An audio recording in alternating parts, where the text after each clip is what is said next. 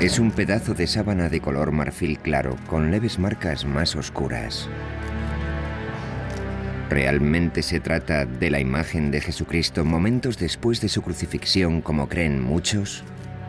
Las manchas son de verdad su sangre. Según las pruebas de datación por medio del carbono 14 que se han divulgado ampliamente, no. De hecho, afirman que el lienzo de unos 14 pies, algo más de 4 metros de longitud, es una astuta falsificación medieval. Sin embargo, informaciones recientes han suscitado serias dudas sobre la precisión de la datación con el método del carbono. Una vez más, los científicos están dedicando todos sus esfuerzos a encontrar una respuesta a la antigua pregunta: ¿es esta una imagen de Jesús crucificado? La tecnología moderna ha abierto nuevas vías para poder conocer en profundidad la historia de la Sábana Santa. El misterio del Santo Sudario. Catedral de Turín, Italia, 1998.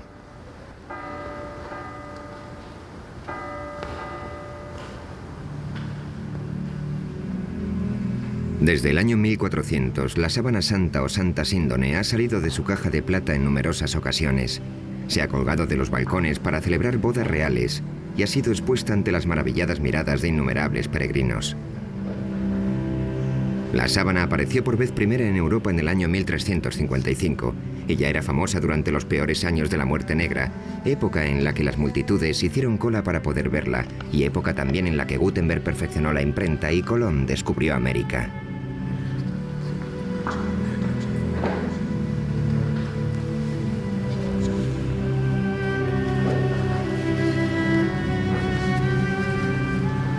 En aquel momento escaseaban las herramientas científicas y las falsificaciones estaban a la orden del día, por lo que resultaba imposible resolver la cuestión de la autenticidad del lienzo. El público en su gran mayoría aceptaba que la sábana era auténtica, pero el debate entre ciencia y religión no había hecho nada más que empezar. En 1898, la Iglesia permitió que se examinara la sábana a través de la mirada imparcial de un nuevo invento: una cámara.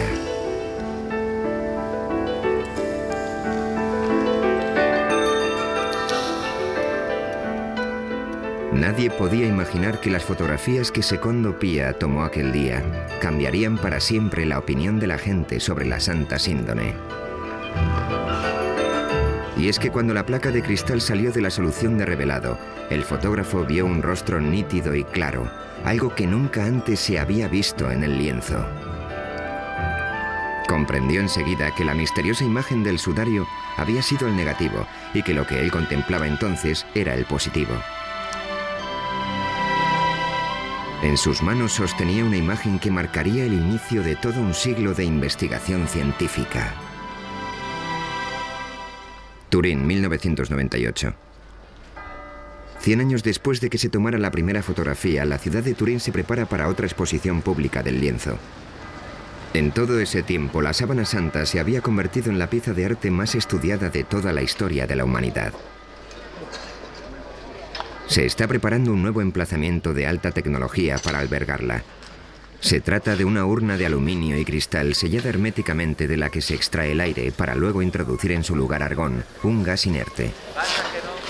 Una vez colocada la sábana en la urna, ya no se podrá exhibir y manejar con tanta tranquilidad como hasta ahora.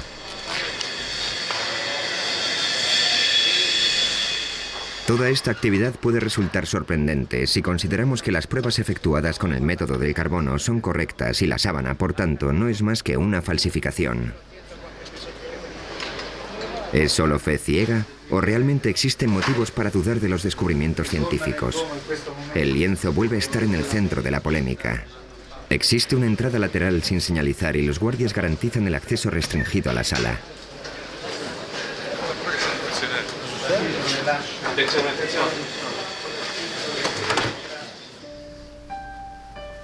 A cubierto de las miradas del público, una experta suiza en tejidos cose centímetro a centímetro y con sumo cuidado la sábana a un nuevo lienzo de mejor soporte.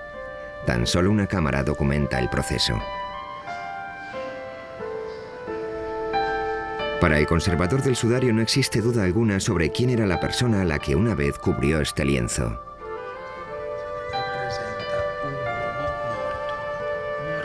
Esta imagen representa a un hombre que murió a causa de la tortura de la crucifixión. En la sábana de Turín hay 3 tipos de marcas.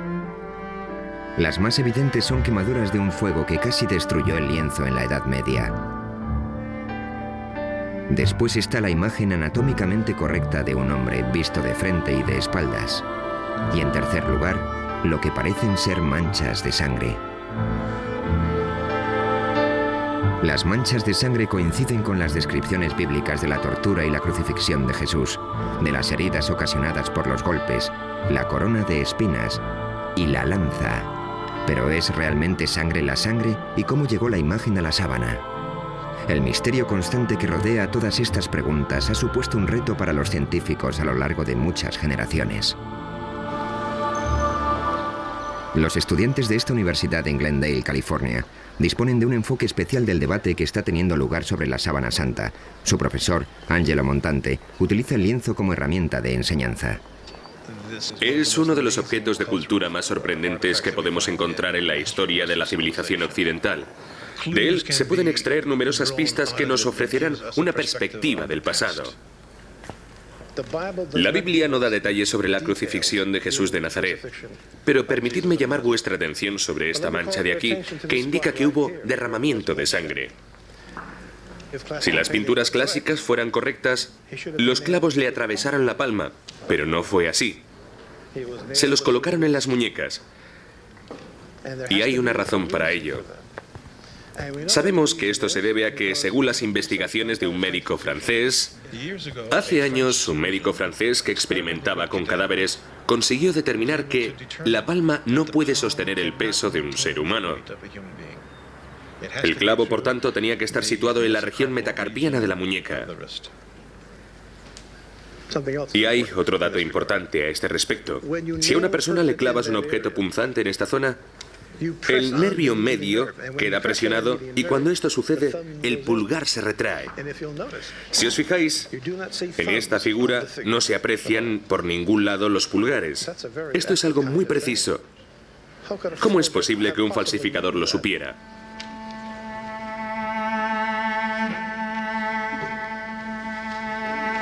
Aquí tenemos una imagen mejorada de la sábana. Esta materia más oscura representa la sangre. Aquí vemos más sangre en los brazos y también se aprecia que todo el torso sangra. En un lateral, junto a la quinta costilla, hay una herida sangrante. Coincide con la forma de la lanza romana que se utilizaba en la época de la crucifixión.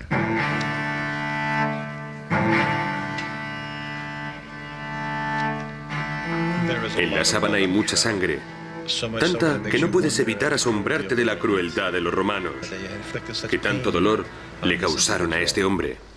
La crueldad que refleja la sábana supera con creces la mayoría de las versiones artísticas de la Pasión de Cristo.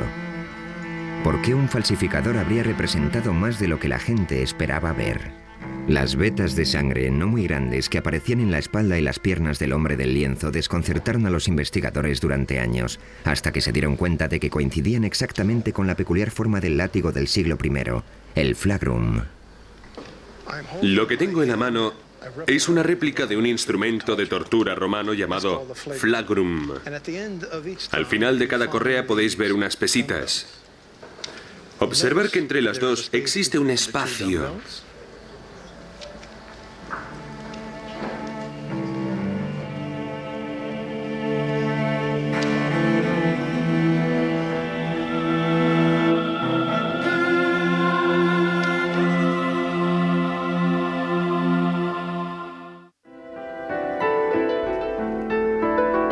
A finales de la década de los 70, un grupo de científicos presionó a la Iglesia para que les dejara examinar la sábana con las tecnologías más avanzadas. Al final llegaron a un acuerdo y el proyecto de investigación de la sábana de Turín, STURP, comenzó sus actividades. El STURP se constituyó con el propósito fundamental de examinar la sábana para determinar cómo se formó la imagen que ha quedado en ella. Pero nos encontramos con un gran problema. Nunca podríamos ver lo que íbamos a examinar hasta que no lo tuviéramos allí. Era como una expedición a una zona desconocida de la jungla. Llevamos con nosotros una gran cantidad de tecnología, casi todos los instrumentos imaginables de que disponíamos para determinar cómo se había formado la imagen. Pensé que iba a poder entrar en la habitación, acercarme a la sábana descubierta, mirarla de cerca, ver las pinceladas y marcharme a casa. Vern Miller era otro de los científicos que tomó parte en este proyecto. También él lo enfocó con una actitud escéptica. La primera persona que me habló de la sábana de Turín fue Barry Schwartz.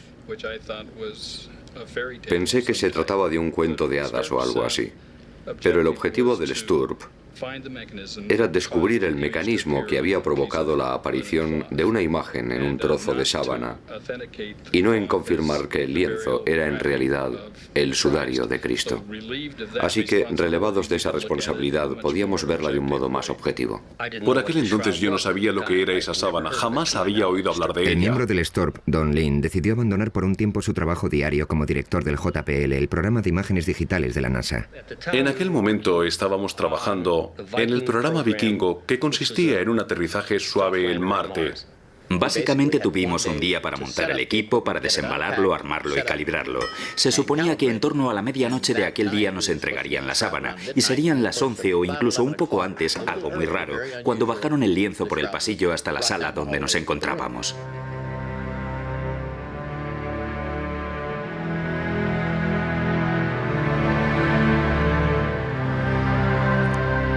Uno de los primeros experimentos que se llevaron a cabo con la sábana consistía en separar la tela del lienzo de refuerzo por una pequeña zona de aproximadamente unos 7,5 centímetros. Eso nos permitió ver la parte de atrás de la sábana, la parte inferior del Santo Sudario de Turín, por primera vez en 400 años. Esta imagen corresponde al momento exacto en el que dieron la primera ojeada a la parte inferior de la sábana.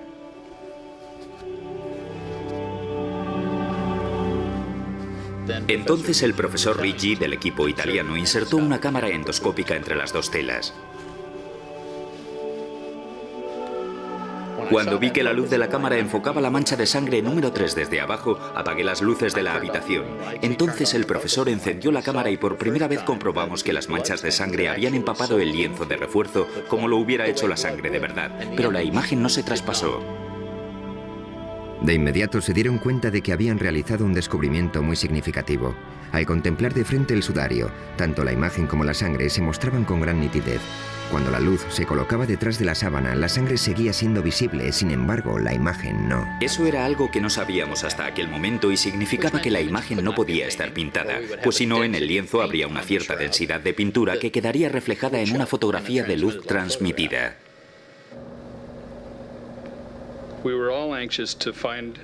Todos estábamos deseando averiguar si la sangre era real o no.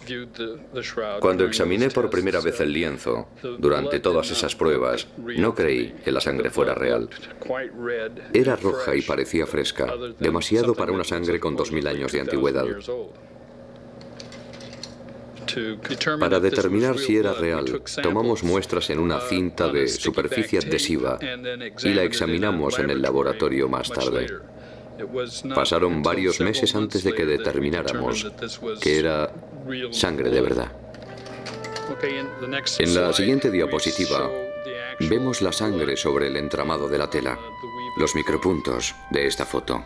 ¿Es esta la sangre de Jesús? ¿Es la sangre de otra persona que fue crucificada por los romanos? ¿O es la sangre de un hombre inocente utilizada para crear un engaño tan extraordinario? Una de las teorías de la formación de la imagen en la sábana afirmaba que podía ser una quemadura, porque su color es muy similar al que aparece con el uso en una funda de una tabla de planchar. A una luz normal, la quemadura y la imagen parecen idénticas. Las quemaduras emiten destellos fluorescentes cuando se las expone a la luz ultravioleta, así que utilizamos esta, pero no se veía la imagen del cuerpo. Obtuvimos imágenes maravillosas de las quemaduras que había en el sudario, pero ni rastro de la imagen del cuerpo, lo que demostraba que no podía ser una quemadura. Y en lo referente a qué pudo haber causado la aparición de la imagen, los científicos fueron descartando una posibilidad tras otra. Los análisis microscópicos de los hilos determinaron que el cambio de color de los mismos se debía a un cambio químico, a una oxidación deshidratada, pero no sabemos qué es lo que lo origina. Las manchas de la sábana son prácticamente imperceptibles y muy complejas. Observándolas veremos que mientras una fibra ha perdido su color, la que está junto a ella lo conserva. No obstante, cada fibra mide 1/10 parte del diámetro del cabello humano. Y en algunos lugares, la imagen penetra tan solo 5 centésimas de milímetro. No hay un método conocido para reproducir tales marcas en una tela. En los últimos años se han descubierto imágenes muy tenues de flores en la propia sábana. De este área de investigación se han ocupado con gran entusiasmo el doctor Alan Wanger, de la Universidad de Duke, y su esposa Mary. Wanger desarrolló la hipótesis de que ciertas imágenes del cuerpo plasmadas en el lienzo eran impresiones de flores.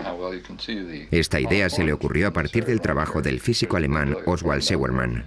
Él reparó en ese detalle, pero al principio yo no me di cuenta de qué me hablaba. Sin embargo, un poco más tarde me fijé en la imagen de una flor que se parecía mucho a un crisantemo. Y cuando me eché hacia atrás y miré la sábana en conjunto, comencé a ver muchas de esas imágenes por todo el lienzo. Obviamente, las flores fueron depositadas en torno al cuerpo en el momento del entierro. Se desconoce el propósito de las flores. Quizás se pretendiera que actuaran como aromatizantes, ya que el cuerpo se enterró con mucha precipitación, o puede que con ellas solo se pretendiera honrar al difunto. Y tras estudiar con mucha minuciosidad la sábana, creemos haber identificado en ella 28 de estas flores. Wanger estudió los detalles del lienzo y los comparó con fotografías de plantas vivas que se asemejaban a las de la sábana. Además, conseguimos determinar la época de floración de esas variedades concretas y todas florecen en marzo o en abril. Es decir, en la época en que tenía lugar la Pascua judía, época de la crucifixión. Mar Muerto, Israel. La mayor parte de las plantas que identificaron los Wanger parecían ser originarias del área de Jerusalén. El matrimonio hizo partícipe de sus descubrimientos al botánico más importante de Israel, Avinoam Danin. Utilicé detalles de la morfología de las plantas y tuve el placer de confirmar sus observaciones. Entonces estuve estudiando la sábana cada vez con más atención y localicé y señalé aquí unos 12 o 13 objetos botánicos. Una de las plantas, el Zygophyllum dumosum, fue la prueba clave para el botánico Danin. No solo vio su imagen en la sábana, sino que encontró detalles aún más precisos que los Wanger. ¿Descansó esta planta en un tiempo sobre la Santa Síndone de Turín? Aquí vemos la imagen de una Zygophyllum dumosum. La hoja de invierno es así. Y este es el pétalo. La Zygophyllum dumosum crece tan solo en un lugar del mundo, en un pequeño reducto cerca de Jerusalén. Las 4 hojas que encontré están tan claras que puedo afirmar que el tallo de Zygophyllum dumosum fue depositado sobre la sábana en primavera.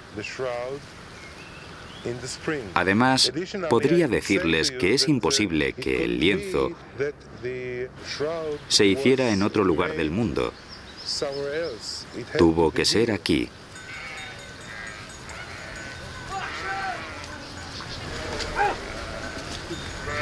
Y si había flores en torno al cuerpo, también tendría que haber polen. El polen puede durar miles de años y a través del microscopio se pueden diferenciar y distinguir todas las variedades. Eran pistas demasiado pequeñas para el ojo humano que esperaban la llegada del detective apropiado.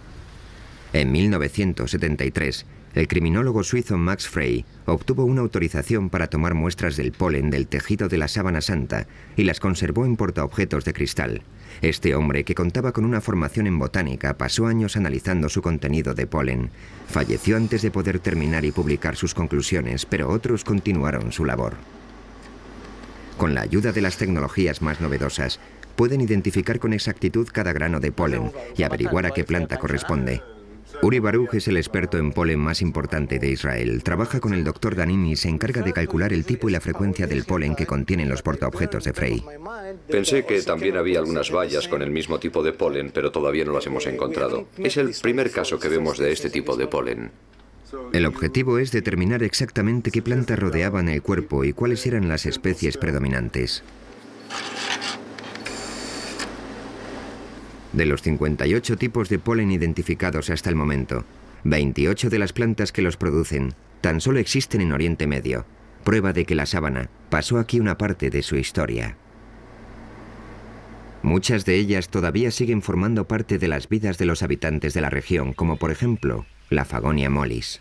Los bizantinos establecidos al sur del Sinaí utilizan las hojas de la Fagonia mollis para sanar heridas superficiales. Toman los tallos y las hojas verdes, los queman y usan la ceniza para colocarla sobre las heridas. La llaman uraga.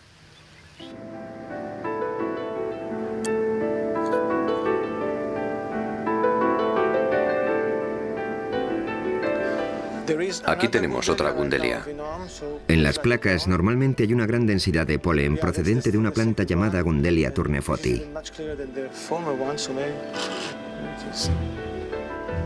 Esta muestra en particular procede de una zona junto a la cabeza del hombre del lienzo. Puedes ver las espinas, ¿de acuerdo? Aquí hay una, aquí hay una, aquí hay una. La planta que dejó tanto polen en esta zona del lienzo se podría reconocer por su flor, pero es más conocida por otra cosa.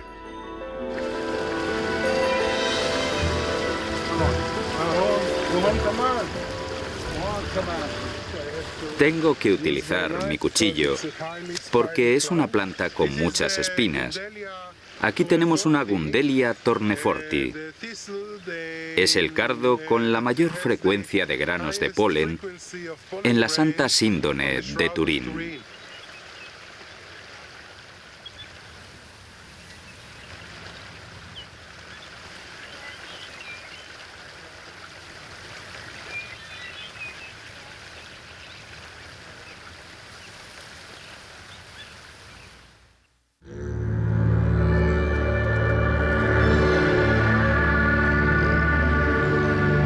En este monasterio ortodoxo griego, en las profundidades del desierto del Sinaí, encontramos una pintura muy especial de Jesucristo conocida como el Pantocrátor.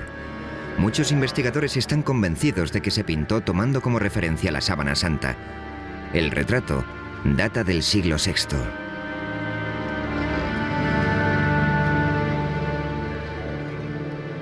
En el icono podemos ver que los ojos son muy grandes y están bastante separados.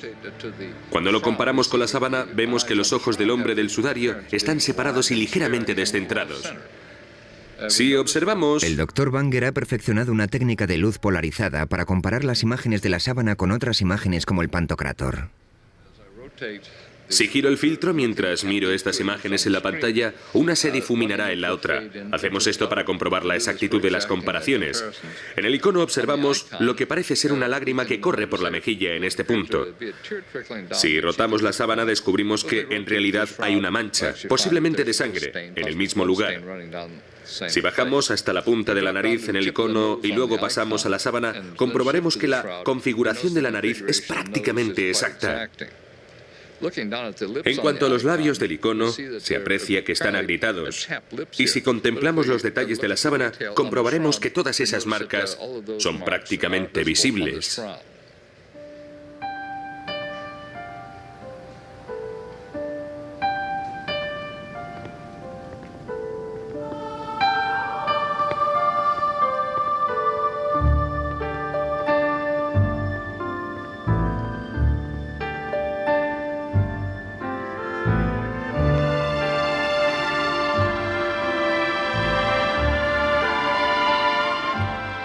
Jesús ha sido la persona más representada de la historia, pero la Biblia jamás describió su aspecto. ¿Cómo sabemos cómo era? ¿Cómo sabemos que llevaba barba y que tenía el pelo largo? ¿De dónde sacaron los artistas su iconografía? El historiador de arte Jack Riley ha realizado un estudio sobre el rostro de Jesús en la pintura. ¿Existe una fuente común para la representación de esta imagen que todos conocemos tan bien?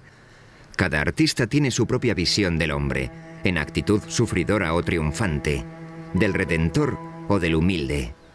Sin embargo, a lo largo de los siglos los artistas se han atenido a ciertos parámetros que nos permiten identificar al hombre como Jesús.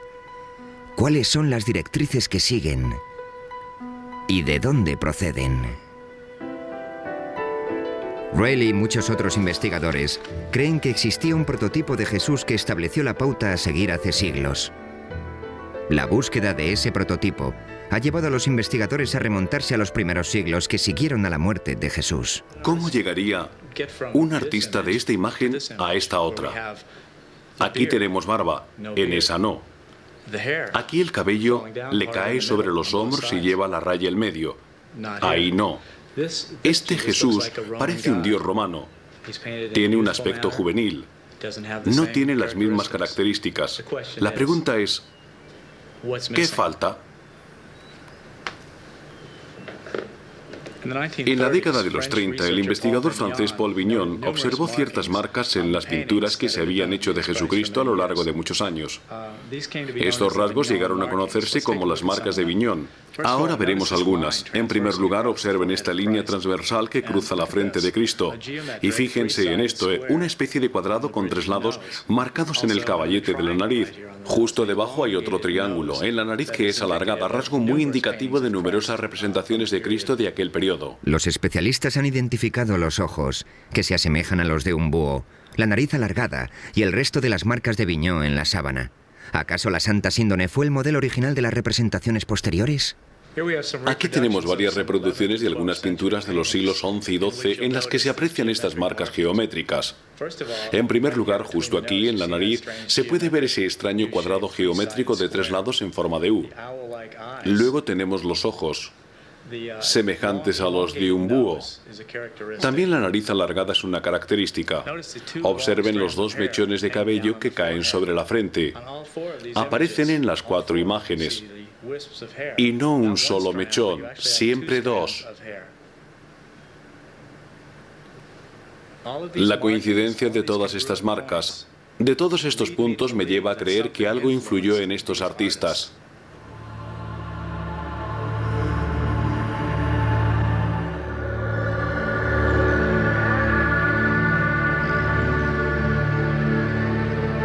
Si la sábana es el sudario de Jesús, entonces su peregrinaje comenzó aquí, en el lugar donde Cristo murió.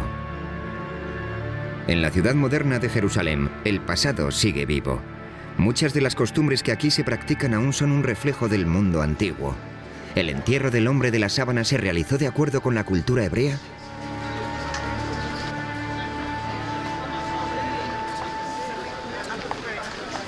Rabbi Misha Halpern nació en los Estados Unidos y lleva muchos años viviendo en Israel. Está especializado en la vida judía durante el siglo I. Esta es la Vía Dolorosa. Mide algo más de 1,5 kilómetros de longitud. Según la tradición, es el lugar desde el que partió Jesús hacia su crucifixión. De todo el mundo han venido y siguen viniendo peregrinos para recorrer el mismo trayecto que Cristo. 20 shekels el libro. ¿Alguien quiere algo? $4. En aquella época, Jerusalén era una ciudad judía y como tal, Jesús debió ser enterrado en el contexto de la ley hebrea. Los estudiosos de la sábana creen que el entierro de Jesús, aunque precipitado, se realizó como manda la tradición judía. La Biblia judía establece que hay que recordar el día del sábado para que sea sagrado. El viernes por la tarde la gente corre de acá para allá apresuradamente para terminar sus tareas antes de que comience el sábado. Y lo mismo ocurría hace 2000 años. A Jesús lo bajaron de la cruz un viernes para sepultarlo a toda prisa antes del sábado. Porque en sábado no se puede hacer nada. No se puede trabajar, solo se descansa. ¿Existe algún dato que certifique la existencia del sudario en los años que siguieron a la muerte de Jesús? Cuenta la leyenda que un rey que se encontraba en las proximidades de Edesa cayó gravemente enfermo y mandó llamar al sanador judío. Jesús ya había muerto, pero al rey le entregaron un lienzo que llevaba su imagen. El rey Abgar sanó inmediatamente y el lienzo milagroso comenzó a ser conocido con el nombre de El Mandilión. Así fue como en todo Oriente Medio se veneró el mandilión como la imagen de Cristo, y la ciudad de Edesa se convirtió en un centro para la cristiandad. Mandilión es una palabra que significa toalla pequeña. En esa tela había una cara de Jesús pintada sobre un fondo estilizado y normalmente aparecía enmarcada. Si el mandilión era la sábana santa, ¿por qué en él solo aparecía el rostro?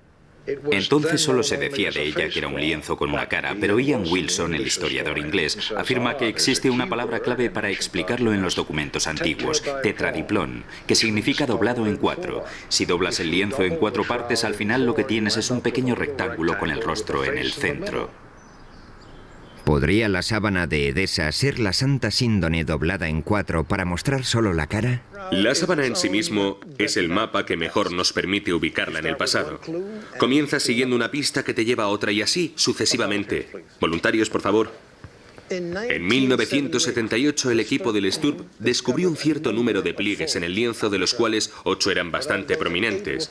Lo que vamos a hacer ahora es reproducir la forma en que estaba doblada la sábana.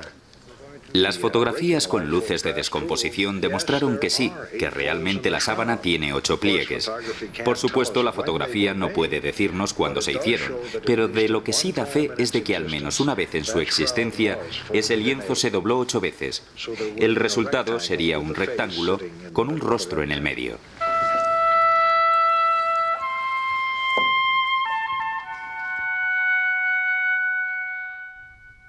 En el año 944, el mandilión fue trasladado a Constantinopla, donde con cierta periodicidad se exponía para que el público pudiera verlo. Allí mismo, en el año 1203, un caballero francés de la Cuarta Cruzada dijo haber visto la imagen del cuerpo de Cristo en un lienzo. Un año después, los cruzados saquearon la ciudad y se llevaron el botín a Europa. En este punto finaliza de forma radical el rastro del mandilión y comienza la historia de la sábana santa.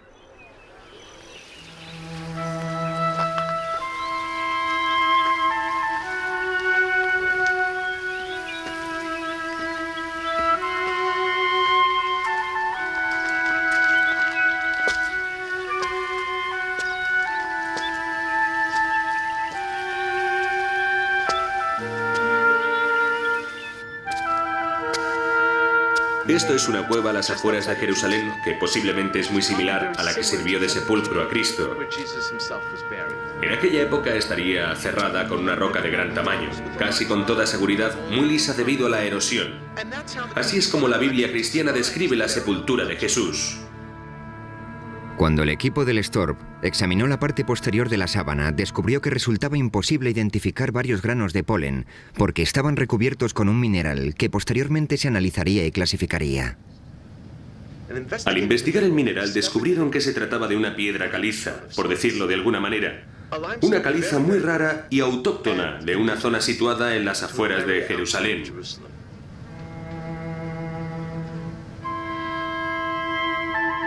La Santa Síndone está cubierta de sangre, así que deberíamos preguntarnos ¿por qué no lavaron el cuerpo de Jesús como exige el entierro tradicional de la ley judía? La respuesta podría ser la siguiente. Cuando un cuerpo sangra mucho, no se purifica con agua por temor a eliminar toda la sangre. Esa sangre tiene que purificarse con el cuerpo.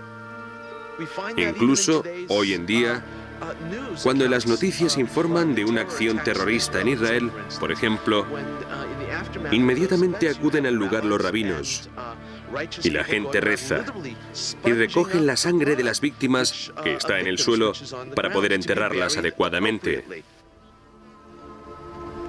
Según la Biblia cristiana, en la tumba se encontraron 2 lienzos, el sudario y otra sábana. Se creía que la segunda había cubierto el rostro de Jesús justo después de que lo bajaran de la cruz. Simón Pedro vio la sábana en el suelo y también el sudario con que le habían cubierto la cara. No estaba en el suelo con el resto de la sábana, sino doblado en un lugar aparte. Este lienzo, que recibe el nombre de sudarium, se puede encontrar hoy en día en Oviedo, ciudad situada al norte de España. Jorge Rodríguez es miembro del Centro de Estudio Español de la Sábana Santa.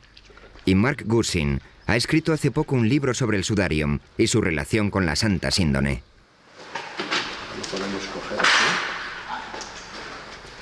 El sudarium está cubierto de sangre, pero en él no hay imagen alguna como sucede en la sábana.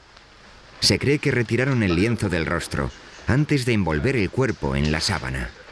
Porque es para limpiar. Claro, en realidad es un trapo, sí. El lienzo huye del peligro. Siempre iba por delante de los invasores. Escapaba de ellos. Siempre iba más al norte, a lugares más seguros, y allí permanecía.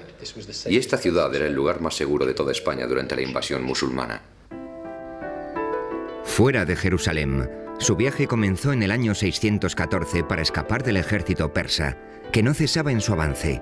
Llegó primero a Alejandría, pero se fue moviendo en repetidas ocasiones hacia el oeste, a lo largo de la costa africana, hasta que por fin llegó a Toledo, en la España cristiana.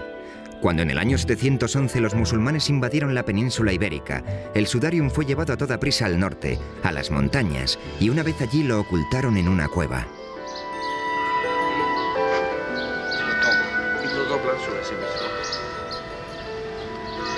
Con ayuda de una réplica, los investigadores muestran cómo se colocó la sábana alrededor del rostro, de forma que absorbiera la sangre y otros fluidos de acuerdo con la costumbre hebrea, siempre respetando el precepto de cubrir el rostro de una víctima de la violencia y de mantenerlo tapado para que la sangre no se separara del cuerpo. Esto supone que ha estado cogido así, al pelo.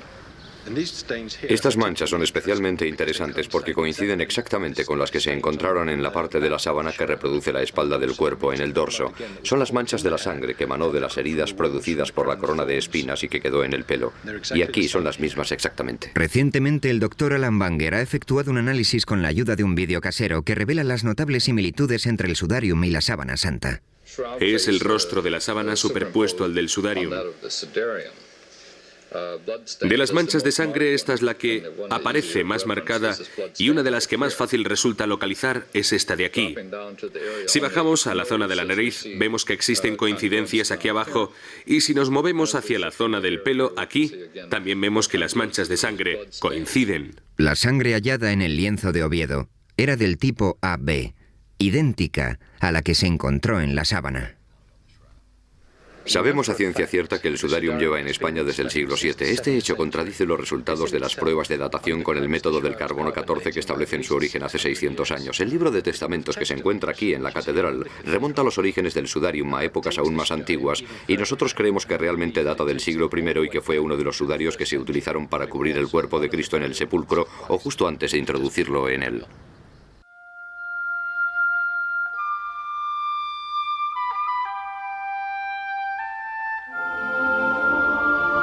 En 1988, las pruebas del carbono 14 concluyeron que el lienzo no tenía más de 600 años de antigüedad. Parecía que tal afirmación pondría fin a todas las investigaciones científicas sobre la sábana. Se aventuraron muchas teorías que exponían la posibilidad de que las pruebas se equivocaran, pero muy pocos científicos estaban convencidos de ello. Entonces, un microbiólogo, el doctor Garza Valdez, anunció un descubrimiento significativo.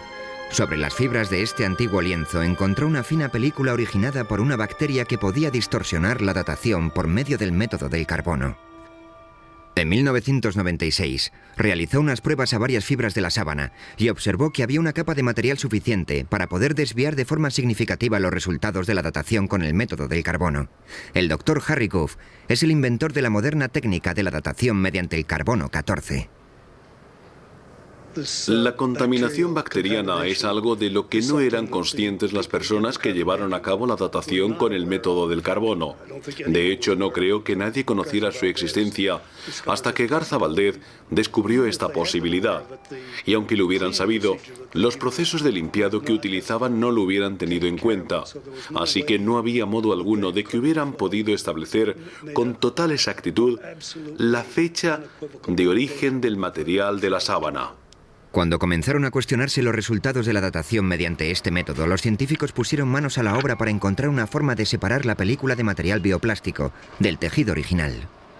Cuando el procedimiento para separar la celulosa de la película bioplástica esté bien determinado, creo que estaremos preparados para ofrecernos a realizar otra datación de la sábana con el método del carbono 14. Si se aceptará nuestra oferta o no, es algo que no está claro. En lo referente a la datación mediante la prueba del carbono, existe aún otro factor que, de demostrarse, desestimaría todos los resultados obtenidos hasta el momento: la radiación. Si lo que dicen los físicos es correcto, es una imagen proyectada. En otras palabras, casi vienen a decir que quizás el cuerpo estuviera flotando en medio del sudario y que toda la proyección incidía en ángulos rectos en el cuerpo. Esta imagen está directamente tomada del cuerpo, que está paralelo a la gravedad. Es algo tan extraordinario que la única explicación posible es que se trate de fenómenos de radiación. La radiación puede ser el único modo de explicar los recientes descubrimientos, según los cuales la imagen sería como una placa de rayos X que revela estructuras internas del cuerpo. Ahora estamos viendo los huesos, los metacarpianos, que son estos. Pero lo más sorprendente es que cuando nos movemos hacia la zona de la muñeca y vamos superponiendo la radiografía, podemos identificar todos los huesos de la muñeca de la sábana de Turín. Vemos que los rasgos del esqueleto en la profundidad del cuerpo consisten en una especie de radiación de rayos X. Por eso opinamos que la imagen, en lugar de derivarse del contacto directo de la sangre y demás, está formada básicamente por esta notable y única situación de radiación. Si superponemos una calavera al rostro que aparece en la sábana, vemos que se aprecian estructuras internas con notable claridad. Aquí observamos que lo que estamos viendo son las imágenes de los dientes. A medida que vamos alternando una imagen con otra, vemos que en la sábana aparecen los dientes con sus raíces y todo. Entonces, ¿cuál es la fuente de la radiación? Algunos investigadores opinan que también tienen la respuesta a esa incógnita. Creo que esta imagen quedó plasmada en la sábana debido a la transformación que tuvo lugar durante la resurrección. El cuerpo pasó de un medio a otro, y al hacerlo, dejó un retroceso de partículas de radiación tras de sí que marcaron la imagen de la sábana. Por eso también hemos conseguido el efecto tridimensional en otras cosas. ¿Qué causa este fenómeno? No lo sé. Y aún más difícil sería explicar cómo se obtiene esa energía de un cadáver.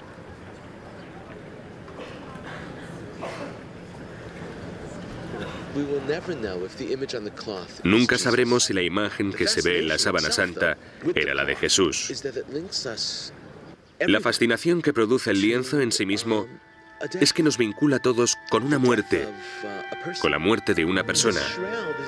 Esta sábana simboliza los grandes temas que representa la vida tras la muerte. ¿Hay un mundo después de la muerte? ¿Cuál es el significado de la sábana? No creo que sea esencial para la fe de nadie, pero en el mismo capítulo 20 del Evangelio de Juan, en el que se narra el descubrimiento del sudario en la tumba vacía, también podemos leer las dudas de Tomás. Creo que en el siglo XX sigue habiendo mucha gente cuyos certificados de nacimiento espiritual son de Missouri, es decir, que tienen que ver para creer.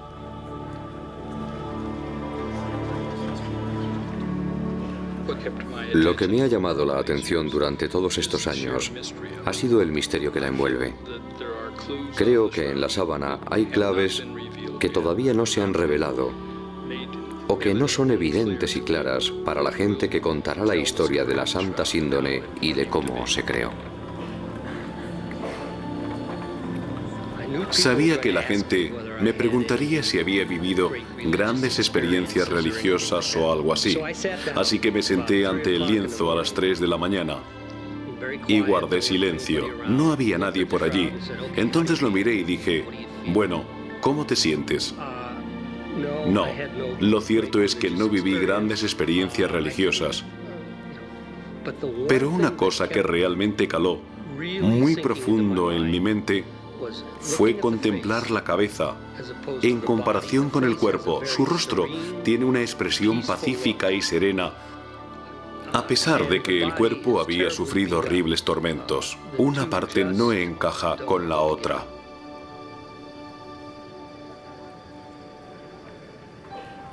Nuestro equipo pasó cientos de miles de horas estudiándola y después de todo ese tiempo, al recordar que nuestro principal objetivo era determinar cómo se formó la imagen, hubimos de reconocer que no teníamos nada. No podíamos responder a esa pregunta. En definitiva, podíamos decir lo que no era, pero no podíamos decir lo que era.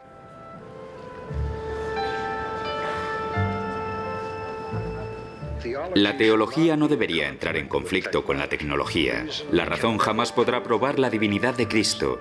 La ciencia puede exponer una afirmación teológica. Como mucho puede decir, posiblemente este lienzo sirviera de sudario a Jesús de Nazaret. Pero la pregunta que planteó la teología es, ¿quién creéis que soy? Ningún laboratorio científico puede responder a eso. Todavía sigue correspondiendo al individuo revisar las pruebas de que dispone y decidir por sí mismo qué es en realidad la sábana de Turín.